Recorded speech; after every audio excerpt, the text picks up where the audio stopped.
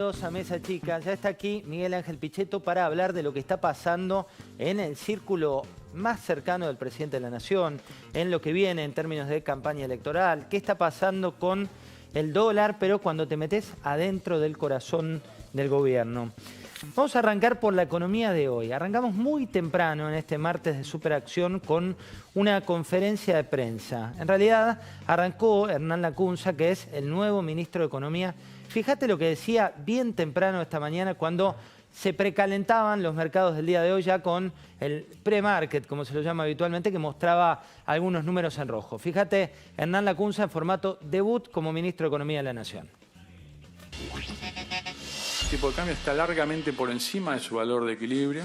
No hace falta un tipo de cambio más alto. El presidente me ha pedido, y ya lo he hecho con algunos de ellos y lo voy a completar durante el día de hoy, que convocara a los referentes económicos de todos los espacios que compiten en estas elecciones para ponernos de acuerdo como hombres de Estado que debemos ser en algunas condiciones básicas para preservar esa estabilidad como condición de primer orden.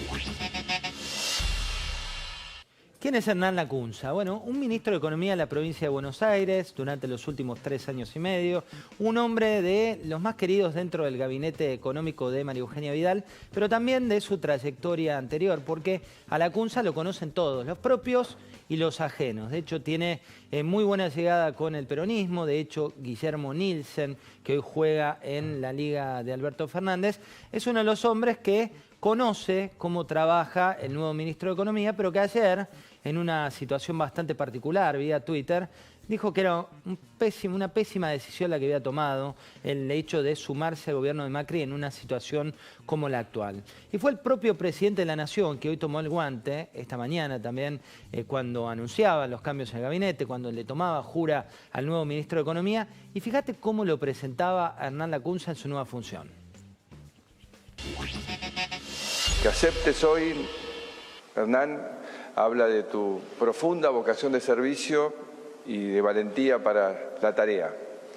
Y quiero pedirte, ante todo, como que en cada decisión que vayas a tomar en los próximos meses, siempre tengas tu foco en cuidar a los argentinos. Y no te lo pido como candidato a presidente, en una especulación política. Te lo pido claramente como presidente cuyo foco y el de todo el equipo que ahora vos has pasado a integrar tiene que estar puesto en morigerar cualquier costo que pueda tener este proceso electoral sobre la vida diaria de todos nosotros en los próximos meses. Y para eso también, Hernán, es muy importante y te pido que abras todos los puentes y canales de diálogo posibles con personas y sectores para que todos juntos trabajemos para reducir las incertidumbres. Una semana y un día del último diálogo del presidente con los argentinos. En este caso lo hacía a través de su nuevo ministro de Economía, pero empieza a aparecer dentro del gobierno nacional una frase, una palabra que ya no es la entelequia del mercado. Cada vez que le hablas al mercado, en definitiva le estás hablando a ciertos intereses, y en la Argentina, lo decimos siempre, el índice Merval, que es el que mueve el mercado local, no representa la economía general. Se empieza a hablar, y fíjate, seguirlo muy de cerca en el presidente de la Nación o el propio Lacunza, de la gente, los argentinos, en definitiva lo que venimos marcando aquí hace tiempo, que tiene que ver con la situación de la economía real. ¿Por qué? Porque lo que están viendo es que en términos electorales, el que más castigó al gobierno actual tiene que ver con aquel que tenía un comercio, que no pudo pagar las tarifas y tuvo que cerrarlo, aquel que tenía una pequeña y mediana empresa, o aquel que era empleado de esa pequeña y mediana empresa, que con motivo de la crisis económica vio la situación y se quedó en una situación muy compleja en términos electorales. ¿Y qué fue lo que pasó del otro lado del mostrador? ¿Qué fue lo que pasó con Alberto Fernández, quien hace minutos nada más dijo que cada vez que habla él, también habla Cristina Fernández de Kirchner? Hoy circulaba entre políticos del oficialismo y también de la oposición un WhatsApp que hablaba de Cristina Kirchner en modo avión. ¿Por qué en modo avión? porque dicen que si se mantiene silenciada, si se mantiene en un contexto de bajo perfil, la elección la gana mucho más fácil que si se estuvieran viendo los verdaderos referentes. Por otro lado, hay una cuestión que pocos están siguiendo de cerca, que es ¿quiénes son los referentes económicos de un modelo y del otro? ¿Quién está jugando? ¿Está jugando un ala más tranquila, más conservadora, como puede ser la de Nielsen? ¿O está jugando todo lo que era el gabinete económico de Axel Kicillof? Fíjate los nombres, chequea los currículums, seguí las decisiones y vas a tener una pista y a partir de ahí vos podés decir si te parece correcto o no en la línea que se va a seguir. Por otro lado tenés varios referentes que han aparecido en las últimas horas y referentes que tienen como disparadores a algunas cuestiones de la micro actual. El dólar, el bendito dólar que desvela a los argentinos. Aquellos que lo pueden comprar y aquellos que no los pueden comprar. Aquellos que lo tienen para atesorar y aquellos que creen que el dólar es una cuestión clave para su economía personal por cómo afecta a los precios. Y apareció el candidato por el Frente de Todos, Alberto Fernández, dio una entrevista, lo hizo en Radio 10 y fíjate lo que decía respecto del dólar. Ya el daño que se ha hecho difícilmente se puede reparar en 2 meses. Sí. Pero bueno, lo que pueda hacer por mejorar, bienvenido sea para que la gente no sufra. Pues tú responsablemente le pediste al presidente en la primera comunicación telefónica que cuide la reserva. Es lo que creo que debe hacer el presidente, exactamente. Claro, y no la está cuidando. Y no porque bueno, hasta acá pareciera ser que están decididos a liquidarlas a cambio de que el dólar no se escape. El dólar ya se escapó de tal modo. Yo además le recuerdo a la gente, ¿no? Llegó a costar 67 pesos el dólar. 67 pesos. Hasta que yo fui y dije, miren, Álvarez Agis dice que el dólar a 60 está bien, yo entiendo que él debe estar diciendo esto porque a 60 el dólar ha recompuesto la diferencia con la inflación. Y entonces logramos bajar el dólar a 59, 58 y está en 57. Hay que hacer un esfuerzo porque el dólar no se mueva, pero no a este costo, ¿no? No es el costo de liquidar reservas todos los días. Pero muchas especulaciones respecto del dólar. La verdad que el tipo de cambio no debería estar más alto de lo que hoy está.